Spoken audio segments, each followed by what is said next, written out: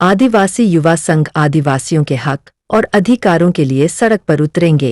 इसे लेकर 9 अगस्त को विशाल बाइक रैली निकाली जाएगी। इस रैली के अधिकारों के लिए संघर्ष की शुरुआत होगी।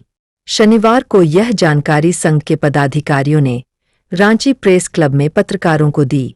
संघ के अशोक मुंडा, राम पाहन, शशि पन्ना, विपिन टोपो, एल्विन लकड़ा, अजीत लकड़ा, दीपक मुंडा और सोतल कच्छप ने बताया कि आज आदिवासियों की जमीन भी सुरक्षित नहीं है। उनकी जमीन पर बाहरियों का कब्जा बढ़ता रहा है। इसे रोकने वाला कोई नहीं है। इसलिए वे अब जल, जंगल और जमीन की लड़ाई लड़ेंगे। उनकी ये लड़ाई और पार की होगी। कि हम विश्व आदिवासी दिवस मनाते क्यों?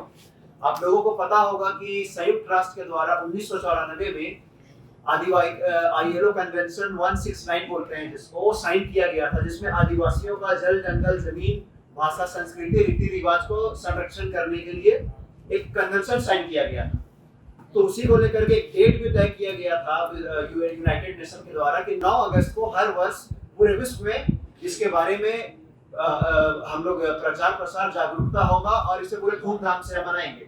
तो ये एक मकसद था। और इसके साथ भारत का संविधान में भी अनुच्छेद 253 में ये प्रावधान है कि पार्लियामेंट कोई भी इंटरनेशनल एग्रीमेंट, कन्वेंशन या किसी भी तरह से एग्रीमेंट, कन्वेंशन होता है, उसको एक लेजिस्लेचर ला करके पूरे देश में लागू कर सकते हैं।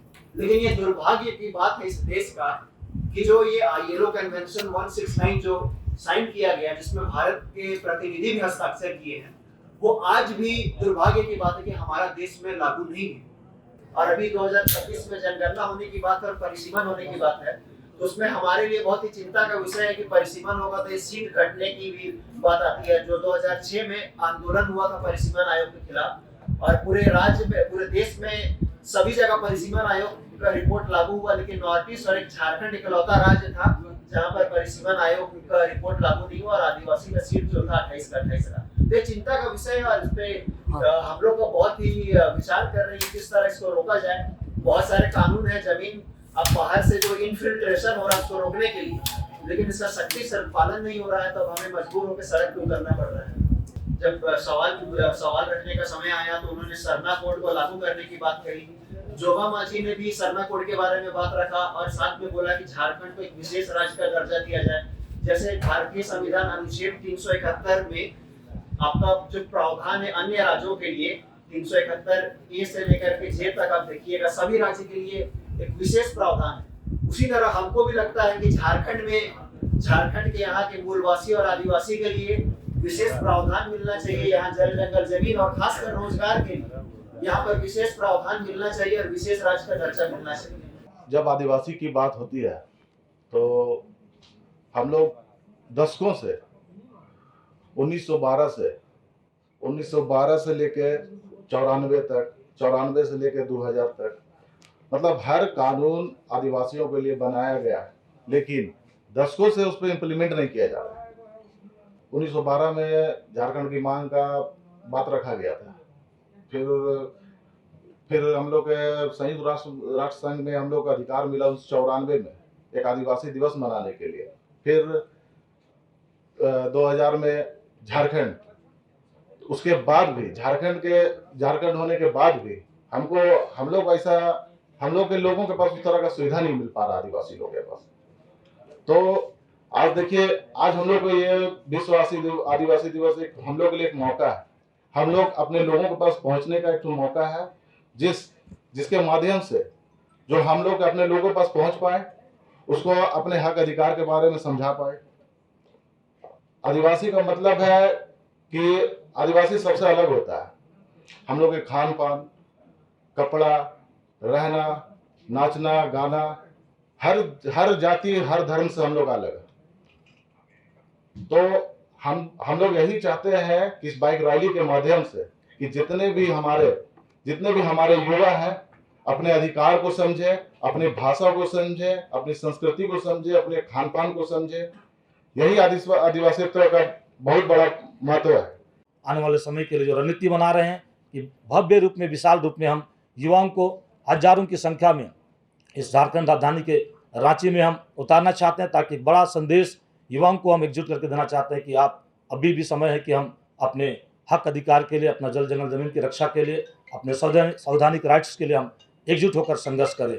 देखिए, बाइक रैली इसको आयोजन करने का मकसद ये है कि 9 अगस्त को आप लोगों को पता होगा पूरा विश्व में धूमधाम से विश्व आदिवासी दिवस मनाया जाता है, और इसी को लेकर के हम लोग एक सड़क पर उतर करके जो आदिवासियों के लिए अधिकार मिला है उसको सख्ती से लागू नहीं किया जा रहा है, सख्ती से पालन नहीं किया जा रहा है, उसके खिलाफ हम सड़क पे सख्ती प्रदर्शन करेंगे और एक तरह से हम संदेश देंगे कि आदिवासी की जो मांग है, आदिवासी का जो अधिकार है, जो आदिवासी का कानूनी हनन हो रहा है, वो सबके खिलाफ आदिवासी समाज आक्रोशित है।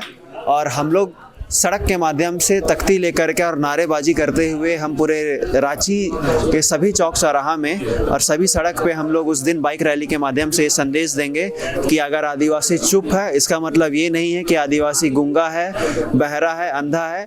हम चुप हैं, इसका मतलब ये मत समझिए कि हम लड़ नहीं सकते हैं।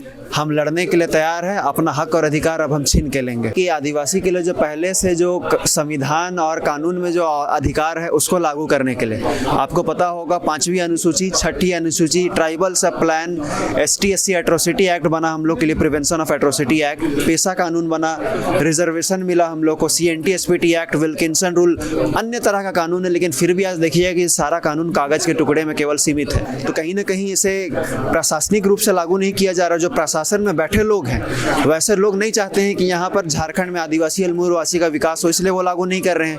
वैसे लोग अपना पद और प्रतिष्ठा का दुरुपयोग करते हुए जो CNT एक्ट की अब एक उदाहरण देखिए, 70% से अधिक जमीन रांची जिला में ही आदिवासियों का था। लेकिन अब रांची में देखिए बड़ा बड़ा मॉल किसका जमीन पे बना हुआ है, सब आदिवासी का। यहाँ तक कि जो हमारा सामाजिक और सांस्कृतिक जमीन है, भूइंहरी जमीन है, सरना स्थल, मसना स्थल को भी हम नहीं बचा पा रहे हैं। तो इसका आखिर जिम्मेदार कौन है? सरकार।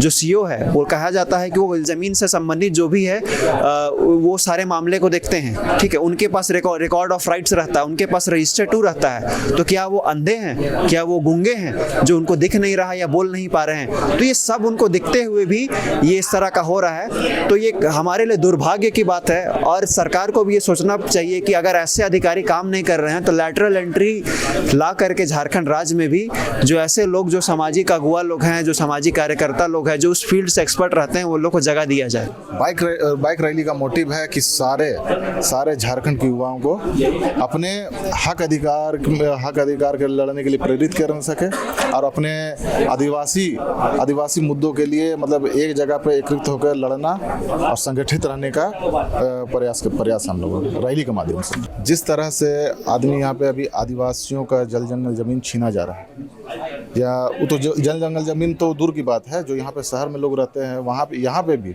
सादा पट्टा का इस तरह का प्रचलन चल रहा है कि आदमी यहाँ पे CNT/SPT होने के बावजूद भी आदिवासी की ज़मीन के खरीद बिक्री सब चीज़ हो रहा है। और यहाँ पे जो हमारे CO BDO जो बैठ के वहाँ अपना ऑफिस में जो ज़मीन की धांधली मचा रहे हैं, बस उसके खिलाफ हम लोग ये बाइक रैली करने जा रहे हैं, भ्रष्टाचार के खिलाफ, भ्रष्टाचार के लिए। हाँ, उन्होंने कहा कि वे अपने आंदोलन से सरकार को झकझोरना चाहते हैं। इसकी शुरुआत वे 9 अगस्त को विश्व आदिवासी दिवस से करेंगे। इस मौके पर मोरहाबादी के बापू वाटिका से विशाल मोटरसाइकिल रैली निकाली जाएगी, जिसमें सैकड़ों युवा आदिवासी भाग लेंगे।